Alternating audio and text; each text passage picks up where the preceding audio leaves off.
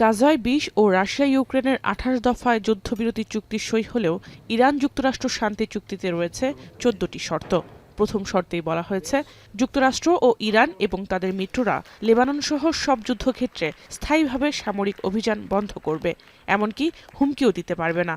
লেবাননের অখণ্ডতা ও সার্বভৌমত্ব নিশ্চিত করার কথা বলা হয়েছে সমঝোতায়। তবে লেবাননে ইসরায়েলি আগ্রাসন বন্ধের বিষয়ে চুক্তিতে কিছু অস্পষ্টতা রয়েছে।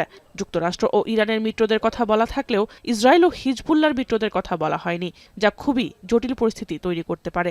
সিএনএনকে দেয়া এক সাক্ষাৎকারে মার্কিন ভাইস প্রেসিডেন্ট জেডি ভ্যান্স বলেন, আঞ্চলিক নিরাপত্তার স্বার্থে ইরানকে সন্ত্রাসী গোষ্ঠীগুলোকে অর্থায়ন বন্ধ করতে হবে।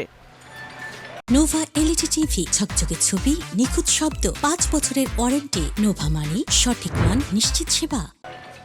শর্ত অনুযায়ী ইরানকে একে অপরের সার্বভৌমত্ব ও আঞ্চলিক অখণ্ডতাকে সম্মান দিতে হবে।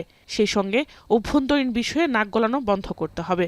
সর্বোচ্চ ৬০ দিনের মধ্যে একটি চূড়ান্ত চুক্তির লক্ষ্যে আলোচনা চালাবে ইরান ও যুক্তরাষ্ট্র। যুক্তরাষ্ট্র ইরানের বিরুদ্ধে নৌ অবরোধ ও অন্যান্য বাধা তুলে নেবে এবং ৩০ দিনের মধ্যে তা সম্পূর্ণভাবে প্রত্যাহার করবে। চূড়ান্ত চুক্তির ৩০ দিনের মধ্যে যুক্তরাষ্ট্র ও ইরান আশপাশের এলাকা থেকে নিজেদের বাহিনীও সরিয়ে নেবে। পারস্য উপসাগর ও ওমান সাগরের মধ্যে বাণিজ্যিক জাহাজের নিরাপদ চলাচল নিশ্চিত করতে হবে ইরানকে।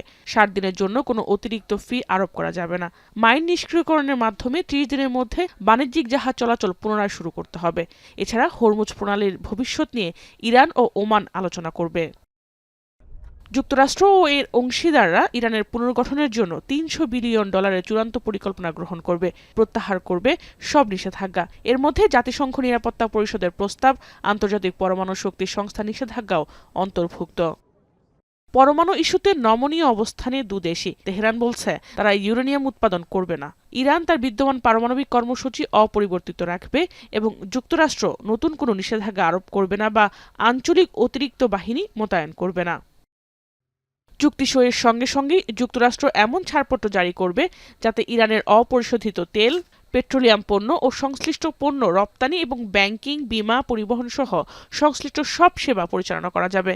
এমনকি ইরানের জব্দ তহবিল ব্যবহারের জন্য সম্পূর্ণভাবে উন্মুক্ত করা হবে। সবশেষ শর্ত, চূড়ান্ত চুক্তিকে জাতিসংঘ নিরাপত্তা পরিষদে অনুমোদন ও আন্তর্জাতিক আইনে বৈধতা দেওয়া হবে। জাহানারা ভূঁইয়া, এখন বিশ্ব।